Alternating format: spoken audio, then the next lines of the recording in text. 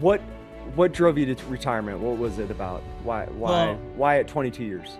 it's it was a hard decision. I don't know if I told you, but I practically 7-day outed on an assignment, and I was board selected to be the vice wing commander at Cheyenne, and leading up to that last assignment, it was always the colonel's group saying, "Oh yeah, we'll get you back to Omaha. We'll get you back to the kids."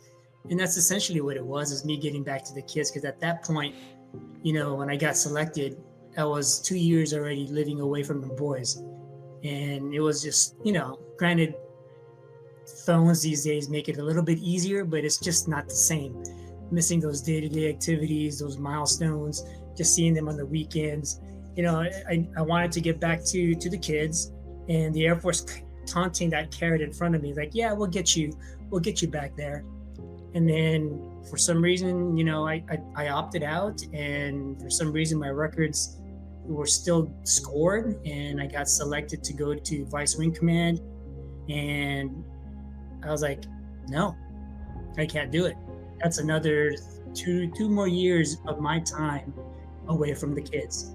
And I said, I'm not going to do it. It took me about 5 days to make a decision, to think it over, talk to the family, talk to the kids. I was like, I'm going to go ahead and turn this down, and I'm going to go ahead and 7-day out. And I did that. And as you know, 7-day with a 7-day out option automatically starts the clock for a 120-day automatic retirement. So I did that, and I don't regret the decision, because it was nice to come back and to co-locate and cohabitate with my kids and having them here. Definitely something that I miss, and strictly the reason why I decided to do that. Even though I would have wanted to stay in as much as I can with the Air Force, I just couldn't. I couldn't swallow being away from them for that time. So I decided to retire, to hang it up, and open a different chapter in my life and career. But as you know, things unfolded not the way I wanted.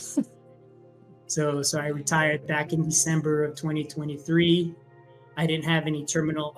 I had leave, but I didn't have enough time to do terminal leave, because with a 7-day out option, it just takes a lot of paperwork and approval.